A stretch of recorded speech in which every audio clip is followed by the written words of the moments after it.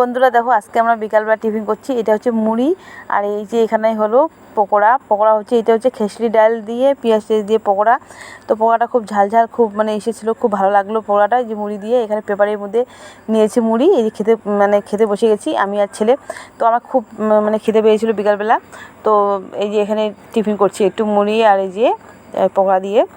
তো বন্ধুরা, মাঝে সাঝে পেপারে ওই যে আগে যে ঠোঙ্গা বানা হতো, ওই সময়ের মধ্যে খেতে খুব ভালো লাগে আর কি। তো আমি ঠোঙ্গা বানাতে পারিনি, যাই হোক।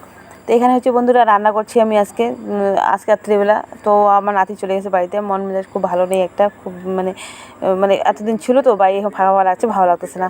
তো আমি এখানে তরকারি করছি শুধু একটা বেগুন আলু দিয়ে আর ইসে বাটা দিয়ে করছি। তো বন্ধুরা খেতে বসে গেছি, এখন অনেক রাত হয়ে গেছে। তো খেতে বসে গেছি, আমি ভাত দিচ্ছি এখানে। আর তারপর হলো গিয়ে তোমাদের দাদাভাই নিয়ে আসছে ওখানে খিচুড়ি নিয়ে আসছে। তো আমি আগে একটুখানি ভাত খাবো, তারপর খিচুড়ি খাবো। তো এখানে সবজি আমি নিয়েছি, সবজিটা খুব ভালো হয়েছে বলছিল। আর মেয়ের মুখে কি ফোড়া একটা উঠছে, ও খেতে পারছে না।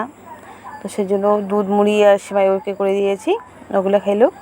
আর আমি এখানে যে ভাত খাচ্ছি। তো সবজিটা খুব ভালো লাগছিলো আমাকে। ছেলে খেলো, বললো মা খুব ভালো হয়েছে। তো আমি একটু খেয়ে দেখি কেমন লাগে দেখি। আর তোমাদের দাদাভাই নিয়ে আসে কড্ডি, বেসন আর যে দই দিয়ে যে কড্ডি বানায়, যে কড্ডি।